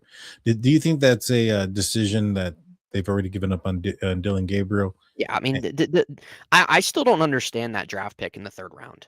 I don't either. I don't, and I feel like every Cleveland fan would agree with that. I don't understand. I don't understand that draft pick, and then you went and took Sanders not too long after that. Sanders has shown some life. I mean, you gotta play who's on your schedule, but you definitely have to slow down the brakes there. And they'll probably have some type of quarterback competition next year, him, and they'll probably bring in some vet quarterback, probably Kirk Cousins or something. And you have to, of course, see what you have in Shador, so it's the right thing starting him. But you definitely have to kind of pump the brakes. I mean, he had a good game against the Titans there. I mean, his 2 before that, I mean, he threw for like less than 200 yards, and everybody's saying, put him in the Ring of Honor. I don't understand that. So Well, 1 out of 3 games, his... Shador has shown promise. But you have to see what you have. I mean, they did retire his jersey in Colorado for similar stats. So they did. Mediocre stats. Yeah. But what? One team I don't want to slam on the brakes, and that is the Cleveland Browns. I want them to go full force, cut the lines, and trade 2 first-rounders for a cornerback like the Colts did, because they think they got their answer in Shador. Right. That's kind of, but that's because I'm a Steelers fan. But I'm honestly rooting-ish for the kid. Shador. I honestly think that he kind of got the bad end of the stick for whatever reason, whether it's because of his pops or because of his attitude. A lot of people were saying it was his attitude, so it may very well have been that. But him getting drafted in the 5th round, going after Dylan Gabriel, maybe perhaps not even getting the opportunity to play or start earlier in the season. He's kind of gotten the short end of the stick. And for at least, this season, outside of when they play the Steelers, I wouldn't mind him play well enough to make the Browns, consider to not get a quarterback in the future, at least this year. And then maybe next year they can regret that decision. But, he's got some intangibles. I think once teams start to figure out what he does good, what he likes to do when he's pressured, which way he likes to run, and those type of things, I think it's going to make or break him at that point. Like, is he going to be able to overcome the film? Is he going to be able to adapt? Is he going to be able to get the ball out of his hands quicker? And is he going to have to rely on some of these plays where he's having to ad-lib so much to do something? And we'll see. But it's an interesting story, nevertheless. But I think that here against Chicago Bears are 7.5-point favorites at home. Nathan jumped out. I think, let me bring him back in real quick. There you are. I don't know how long you were out. Split second. Okay. Yeah. So, the Bears are 7.5-point favorites at home. I think they're going to cover it. The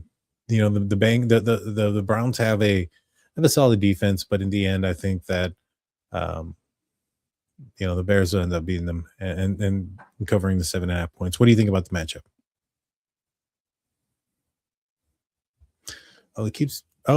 He fell out again. Let me see. I think he actually had something pop out.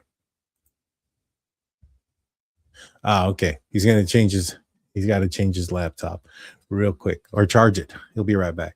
So while he's doing that, I'm going to say that he's probably going to agree with me. The next matchup is going to be the Arizona Cardinals and the Houston Texans. Houston Texans are the 9.5-point favorites here. The Cardinals, they've had their moments. Jacoby Brissett has played well in certain times. But at the end of the day, he's a backup quarterback. I don't expect, I expect the Arizona Cardinals to be another team that's possibly looking in the draft at a quarterback. One of the teams that are going to be competing with the Pittsburgh Steelers for quarterback in the first round. The Kyle Murray experiment, in my opinion, has gone its course. They got some players. They've dealt with some injuries. James Conner was a guy that ended up having a pretty bad ankle injury, former Pittsburgh Steeler, good running back, good guy. And he's had to deal with, like I said, his injuries.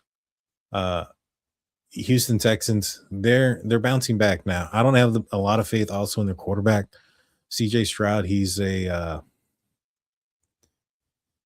done okay. He had a pretty good. Let me know with the thumbs up, Nathan, when you're ready to come on. He did all right, and it's early on in his career, but as time has progressed, CJ Stroud just hasn't been the same, and I think he's been figured out.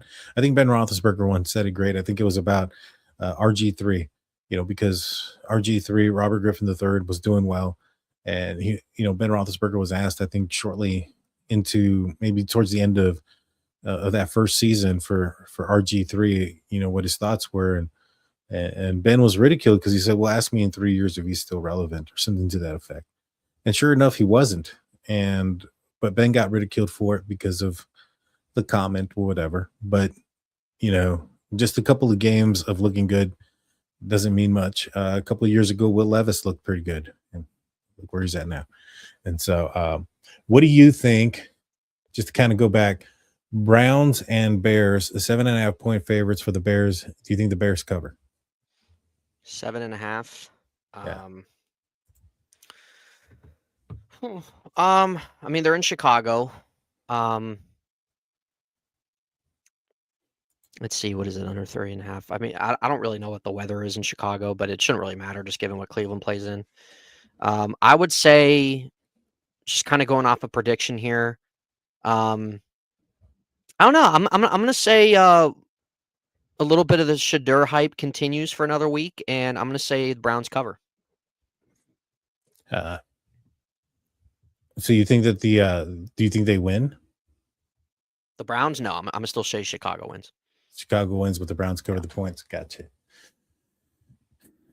I think if the Bears come out, it depends. With a team with like the Browns, if they come out and you allow the Browns to stick around, or you allow the Browns to get some momentum and some confidence, it's going to be a tough match.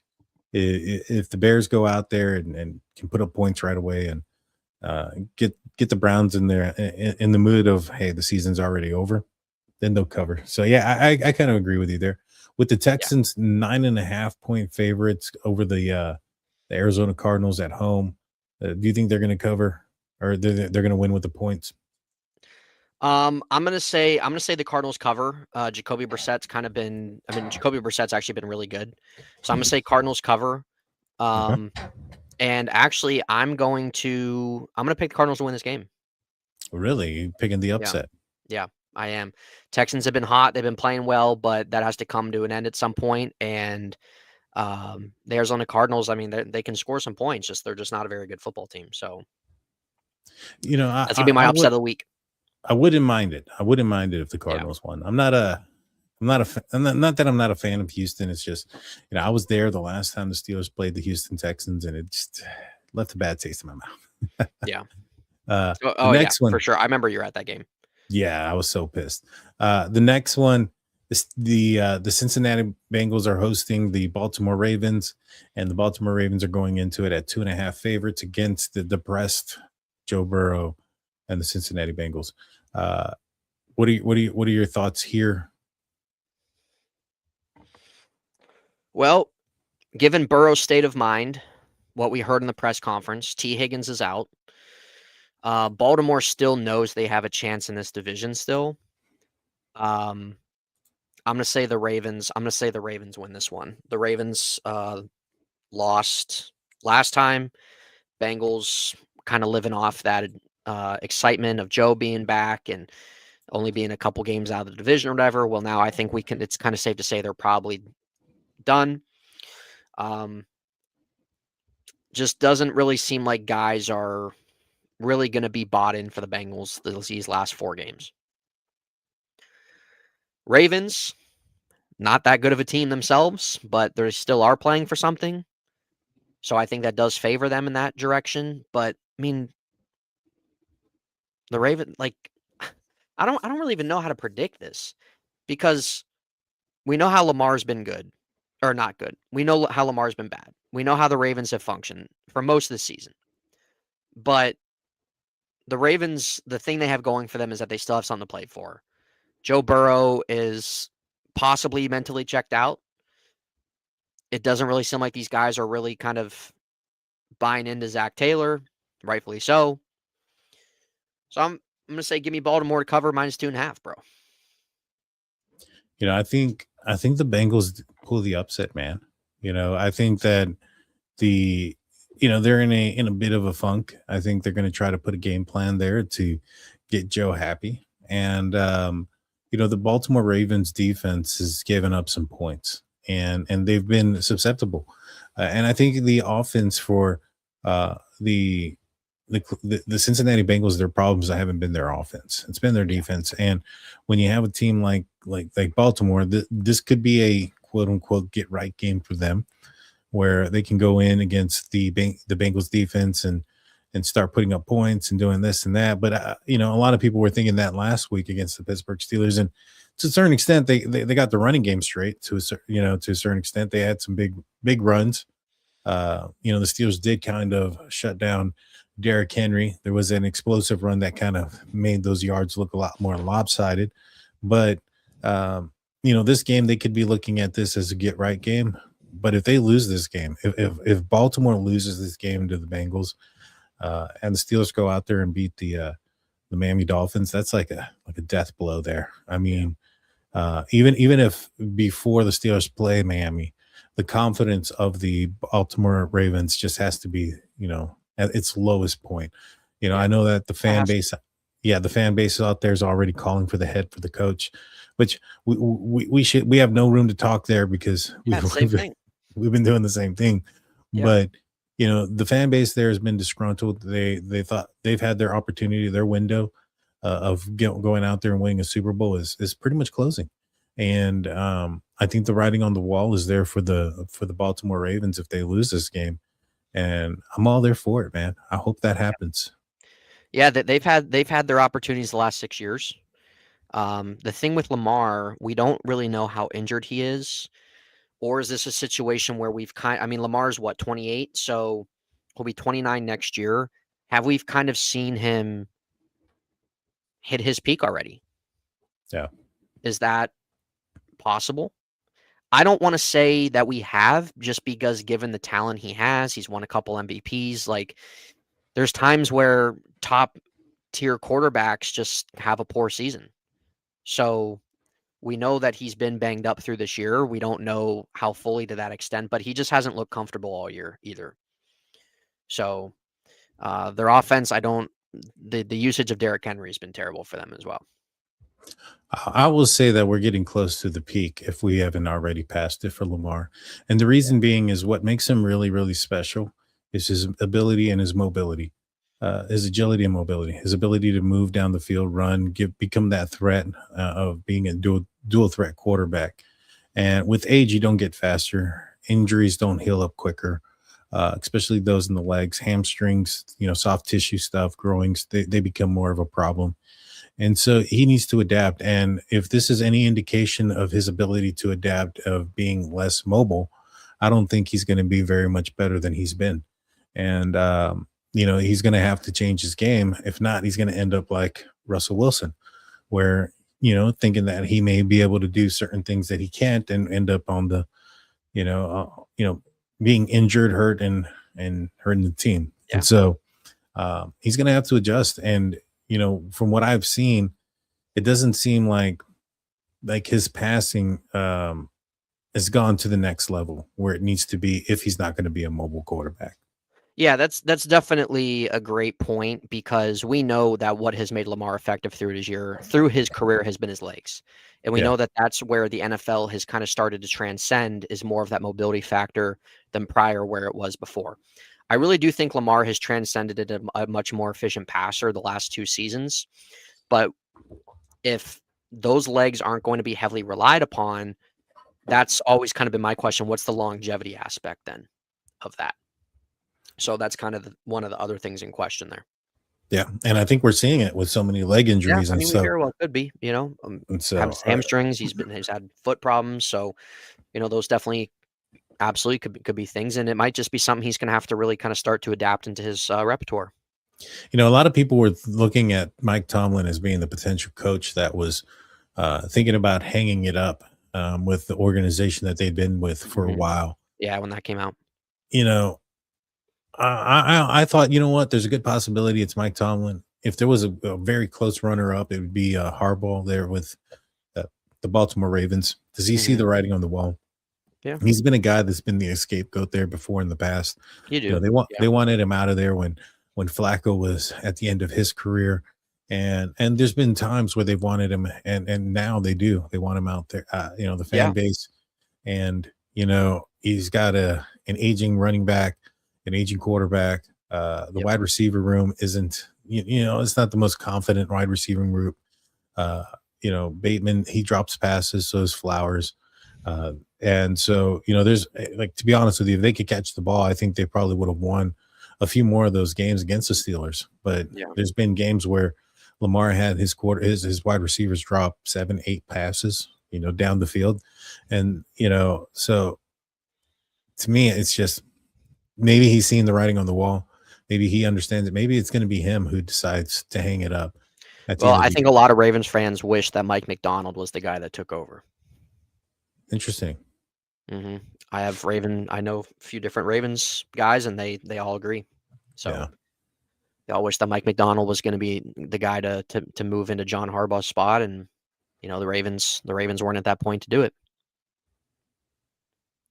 Do you think losing to the Bengals, let's just say the Ravens, you know, how bad do the Ravens have to lose for it to be Harbaugh's last game?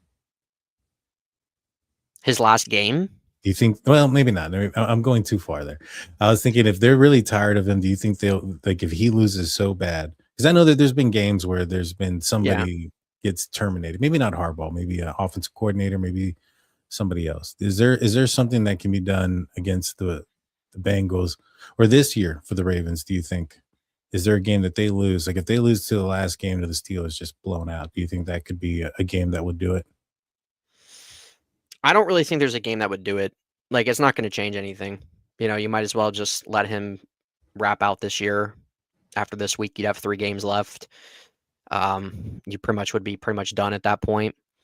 So I don't think that there would, no matter how bad they would lose, I don't really think that I don't really think so. I think the Ravens kind of structure themselves a little similar to how the Steelers do. I think that it would just be a decision come at the end of the year. Yeah, I think you're right. It was a bad question. Yeah.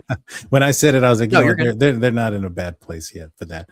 I know the fan base would love it if they would, but no, I don't think so. The next game is going to be the Chargers at the Kansas City Chiefs. The Chiefs are a 6-point favorite in this game. Again, this is another game I think that if the Chiefs lose, that's obviously it for them. I think they're pretty much on their way out. A loss here, it would be another death blow to them, and their season's gone. I'm pulling for the Chargers in this one because I just don't really want to see the Chiefs in the playoffs. I don't know if, I don't think that the Chiefs would beat the Chargers by 6 points regardless. Where are you at on this one? I'm going to say the Chargers win this game. You're going to go with the Chargers? I am. They got their running back, and he looked pretty good. There's Omari something Hampton, that, like, Hampton, right? Yeah.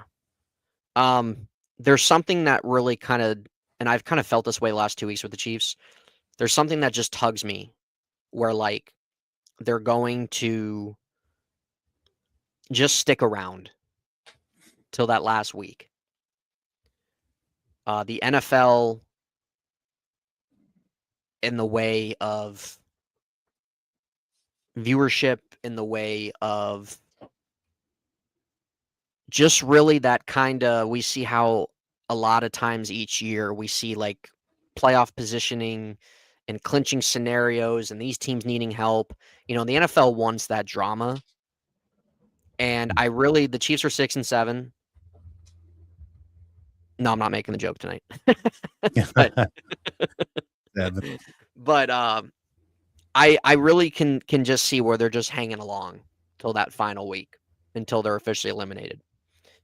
I'm going to say the Chiefs, they're home.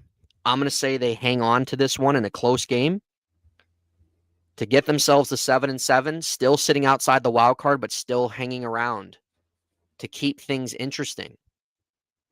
So I'm going to take the Chargers plus, what is that? I can't read that well. It's going to be Chargers plus 6. Chargers plus 6. That's the line? That's the spread? That's the line. Yep. I'm going to go Chargers plus 6, but the Chiefs win in a close one. 23-20, bro. 23-20. Yep. Chiefs hang on to keep themselves alive. In most years, I would agree with you, but I think this year the ball just has not bounced their way. Hey, I'm not saying I want them to win. I just the NFL loves that excitement, Mm-hmm. And Mahomes is the NFL's golden boy now, and I just think that just in that way of wanting that aspect to keep the intrigue, to keep where they're staying alive. I mean, I could totally see it where they lose too. Like they're just not a good team. Very true. Very true. But division game, Kansas City, their season's basically on the line. The Chargers can afford another loss. There's a lot of pressure here for the Chiefs. There is. So there is. I'm just kind of saying that's kind of why I'm leaning a little bit toward them. I say they missed the playoffs, but I think that just terms of keeping that intrigue going. Good deal. So we're going to go with the Chiefs, but Chargers cover. Nice. Let's do a little bit of rapid fire. We're going to go just with a few of them real quick, and then once we get into some of these more important games. Washington Commanders at the Giants. The Giants are 2.5-point favorites. I think they actually win the Giants by a lot more than 2.5 points. Jackson Dart's supposed to come back. He looks like he's pretty good. Who do you take in that game? Giants Commanders here. Yeah, in New York. We'll go with the Giants. Yeah, we'll go with the Giants. Jackson Dart, I think he'll score, put up a couple touchdowns. Commanders, I mean, it's pretty much it's chalk for them. They've been injury riddled through the year. Jaden Daniels almost freaking got injured again last week. So it'd be in Washington's best case just to let Daniels sit the rest of the year. He just seems like he is just not in any type of way, shape, or form to be playing a whole entire 60-minute football game. So we're going to take the Giants minus 2.5. Commanders, opportunity to bounce back next year. But Jackson Dart, yeah, I think everybody in the chat here, as I'm seeing, I think everybody's rolling with the blue. Yeah, everybody's thinking Giants. Yeah. Next one, Indianapolis Colts going to Seattle. Seattle 13.5-point favorites. I think that they win. I think they win by more than 13.5 points. Yeah. I think you said that earlier as well. Is that correct? Mm-hmm. And then the next one's going to be the Tennessee Titans, who have been a dumpster fire all year as well. 12.5-point dogs to the San Francisco 49ers. I think this one's going to be also another it's over. Blowout win for the 49ers. Shouldn't even play. And then now we get into some more heated discussion games. So Green Bay Packers at the Denver Broncos. True test, in my opinion. All right, interesting 4:30 games here. Yes, very much so. Green Bay at Denver. There's a Denver, Green Bay actually being 2.5-point favorites on the road. I think Green Bay wins this game, and I think they win close. I don't think this is going to be a game that's going to be decided by a lot. I think this one's an easy 3-point game. I'm going to say that the Packers cover, but barely. They win by 3 in this game against the Denver Broncos. Who do you got in it? Well, this is interesting too. So we have this game in Denver. Denver trying to keep this 1 seed here. Green Bay coming off a strong win against Chicago. Woods going with Green Bay there. Yeah. I really feel like that this can go either way. I feel like that this is the game this week that we've kind of looked at so far. I really feel like can go either way. And there's another one or two, but this one I really think is pretty tight knit here. I'm gonna go with Green Bay. Green Bay also. Yeah. I'm going to go with Green Bay. So, I mean, we can Axman's going Denver. I mean, hey, Denver can win too. I mean, they've been playing really good football. And so I mean, like Green Bay, like there's just times they look like a top team and there's just times they just look dreadful. But I really do factor in these last 4 games and really just you look at the NFC North, man, like it's go time. It's crunch time here for those 3 teams. And this is a playoff game in itself, or not not really like a playoff game because they can't play each other, but this is, maybe could be a potentialist Super Bowl type game. We want to throw that around there. Yeah. So this is big for Green Bay. Denver want to keep that 1 seed. I really could see either way. I can see both sides breaking down in terms of why somebody thinks that they're going to win. But this is a big test for Denver for sure, facing a top NFC team. Yeah. Green Bay's just behind the Rams, and so the Rams played Detroit, which is going to be the next game. This is going to be a very tight race down the line. I mean, like you mentioned, just these games alone having a lot of playoff implications. It's going to be huge. But yeah, I think Green Bay ends up winning that game as well. But I would not be surprised if Denver pulls the upset. Not at all. Yeah. I mean, it's at home and it's in the altitude. So, you got to take those things into consideration. And so, yeah, I would not be surprised if Green Bay or if Denver ends up pulling the upset. And so the next one's going to be the Detroit Lions at the Los Angeles Rams. This is a playoff game. This one definitely is. The Detroit Lions on the outside looking in, the Rams first place. Huge game for Detroit. Very. 6-point favorites for the Los Angeles Rams. I think this game's going to – yeah, I was going to say it's a little high. I think it's going to be closer there. Vegas is expecting a higher point game here with the over-under at 54.5 points. Unlike the Green Bay Broncos game where we were just talking about, the over-under there is 42.5.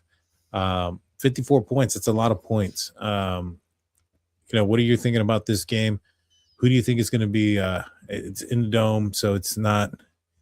There's not going to be a weather advantage here for either one of these teams because they're both accustomed to that. Maybe just a little bit of a time situation for Detroit, but overall, I think this is the trade teams, the teams that traded their quarterback. So should be an interesting game. Who do you got? Let's see, man. I really think that it should be tighter knit on the spread. Definitely could see this being a little high scoring. Definitely could see it being a little low scoring at the same time. Rams most consistent team. We talked about that earlier. That I think most of us can agree that they've been the most wife swabble. That they've been the most probably consistent team through the year. Yeah. Detroit, lot to play for here with their division. I'm gonna go with the Rams. Home, sticking with that number 1 seed. I like the way that the Rams have been in terms of consistency. Detroit, there's just things there. When Dan Campbell took over offense, it seems like there's a little bit of a disconnect there. I don't fully trust Detroit on the defensive side of the ball against a top 3 offense here. And Detroit can put up their own points too, but it's going to come to a point where defense is going to have to get a stop, and I trust the Rams to do that more than the Lions. I agree with you with the spread. I think that it should be closer because it's hard to say that, the Rams are going to win by 6 or more than that. I don't know, man. I think the Rams pull it off. I mean, I think the Lions pull it off. I like their defense-ish. I like their defensive mind. And I think that they're a hungry team. They're on the outside looking in, and they have more to lose at this point. Because if the Lions lose, I mean, they're already on the outside looking in. This is an NFC opponent. This isn't a death blow, so to speak, like we've talked about some of the other teams, but it really doesn't help. I mean, and also I'd rather them win this game and not be so desperate when they go play the Steelers. It's let's go Lions. But at the end of the day, I do think that this is going to be a lot closer than this. I do think when you have Matthew Stafford, he's probably the front runner for the MVP.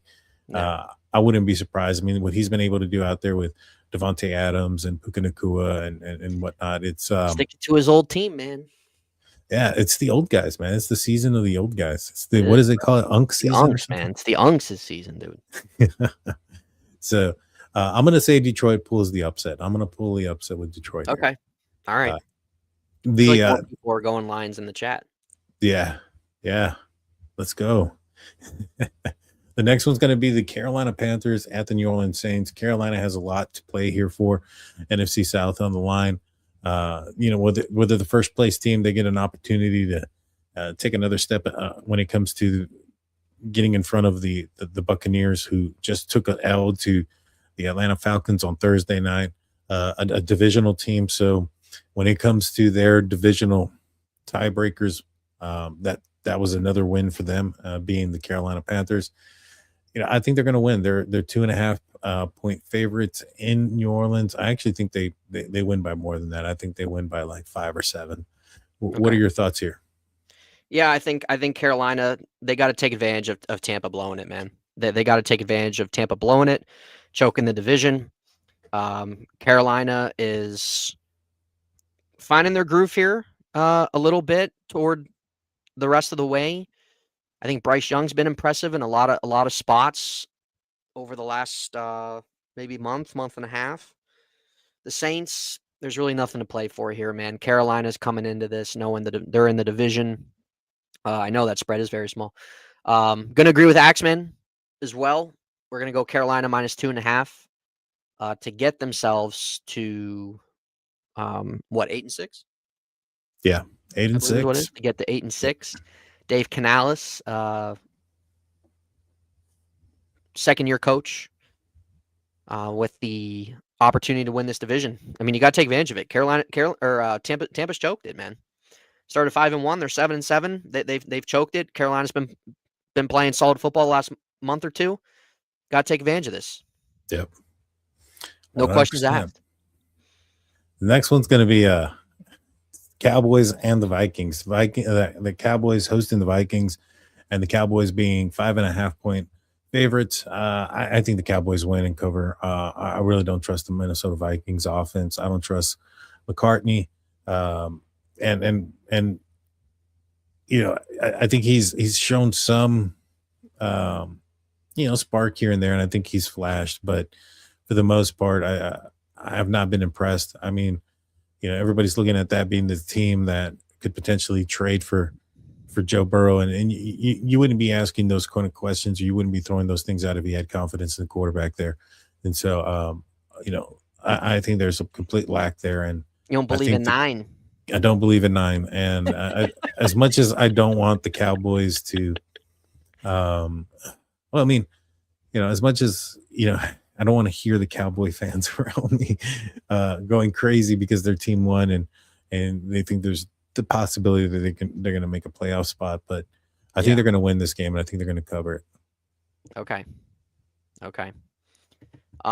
So you got Cowboys covering. I agree. Afton does not believe in 9 either. Put 9 in the chat, ladies and gentlemen, if you do believe in him. Put 9 in the chat. Cassie believes in 9. She does not have a choice. Yeah, we're gonna go Dallas. Dallas is home. Philadelphia just dropped one. They know that they're still in this race. There's zero faith in the Vikings quarterback room right now. And if I'm not mistaken, unless I'm tripping,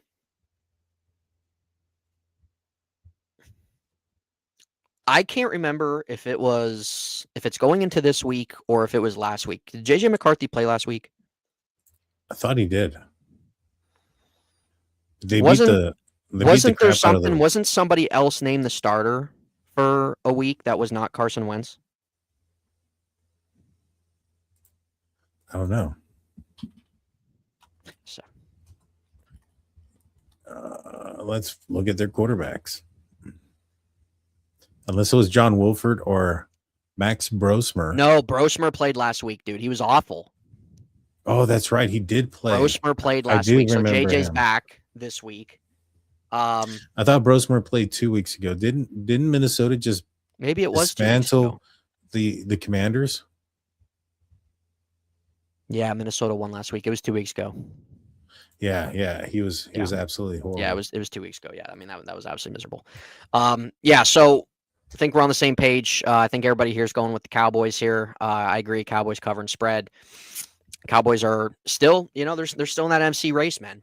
And just it's hard to see a lot of people have faith in JJ McCarthy. And the thing is like JJ should not. I don't think he should be written off. This is really his first year. He missed last year. He's only 22 years old. He's still young. I don't think he should be written off. Should Minnesota consider all their options? Yes, they should. Should they bring in competition at least? Yes, they should going into next season.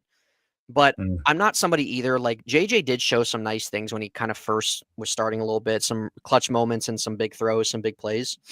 But it is frustrating if you're a Vikings fan, just given some of the talent that's still there coming off of last season and the offense that you had with Sam Darnold. So it is very frustrating. I don't think that he should be written off, but definitely options need to be considered in the offseason for sure. Yeah, that's pretty much it. I mean, he's still a young prospect. Yes. Yeah, he definitely is. But if they're really interested in another quarterback, I mean, it's kind of like the same thing with Kenny Pickett. The Steelers saw him, and they gave up on him after year 2. And because at the end of the day, they know ball, and they knew that they knew his limitations, and I think the Steelers knew where they wanted to go. They weren't going to get there with Pickett, and so maybe that's the situation there with Minnesota. But man, not a good time for Michigan, former Michigan players and coaches. Let's see, have you heard about that scandal that's going on with the Michigan coach? Dumpster fire. Yeah, it's insane. And then the final game, the Monday nighter, the Pittsburgh Steelers in the Color Rush uniforms are going to be taking on the Miami Dolphins. The Steelers are 3-point favorites. It's gone down from 3.5 since the TJ Watt injury. So it's only gone down half a point. I think the Steelers win this game. I think they win it by more than 3 points. Even with the injury, I think the weather element is going to play a role. It's going to be very cold with the wind chill being probably in the low teens, if not negative. And you have a team coming up from Miami, and I think it was Joey Porter Jr. who was on Cam Hayward's podcast, and he was talking about when he played with Miami and how playing out there after being with the Pittsburgh Steelers made him soft to the weather when they had to travel, and so he was very candid about that. The players, some of the key players there for Miami, HN, he's dealing with rib injury. Cold's not going to help him out, and you kind of know what the strength is for the Miami Dolphins and what they've been able to do. What's the turnaround that they've had? And it's been on the legs of the running game. If the Steelers can take that away and put it back into the arm of Tua on a cold night where he himself, I think his record in the cold as a starting quarterback is really bad. And so I don't think he's won a game in the cold. So, it's favorable for the Steelers even without Watt. I'm taking the Steelers. I think they're actually going to win comfortably. Okay.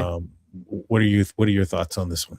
Yeah, all great points. We know it's going to be very cold. This was actually a game I was going to. Oh, thank you, Cassie. I actually tried to mute the mic, but I hit the wrong button, so apologize for that. This was actually a game I was considering going to, but I really just don't want to sit outside. Yeah. So we're going to watch it at home. But cold, gold end zones are back. Color Rush uniform, no TJ Watt. The Steelers can beat a Dolphins team without TJ Watt. The Dolphins have been playing well. They've gotten themselves back to close to a 500 realm. Achane is obviously the main concern for their offense. Offense completely runs through him, top 5 running back in the league, do-all type running back. I believe that our defense can really limit big plays against this Dolphins offense. I don't really have a lot of concern against this Dolphins team. Now, given the way the Steelers have gone this year, I would not be surprised if they lost this game. I would not be surprised if the defense was terrible, given what we've seen all throughout the year.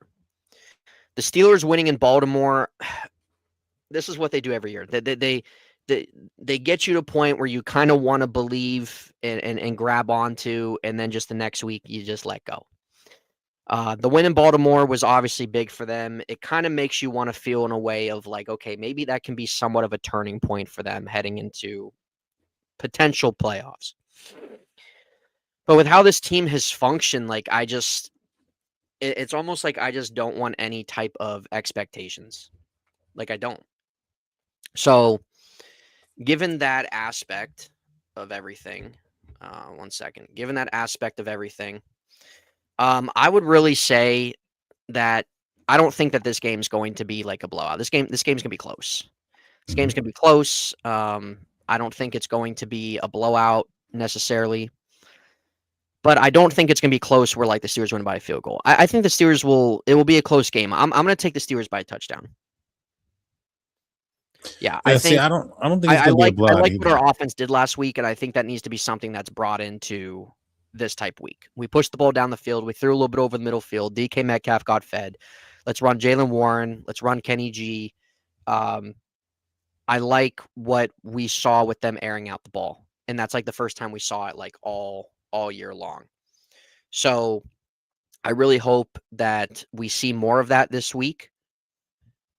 But I'm going to take the Steelers by a touchdown, just given the atmosphere and the aspects going into the game. Obviously, playoff respect as well. If you're Mike Tomlin, you do not. Are we really going to get outcoached by Best Buy? Is that what we're going to do? The Geek Are we going to Squad. get outcoached by Best Buy? We could. Will there be a sale at Best Buy Monday night, Daniel? I don't know. I hope not. At the end of the day, I don't think the Steelers are going to blow them out either, but I think they're going to beat them by more than 3. I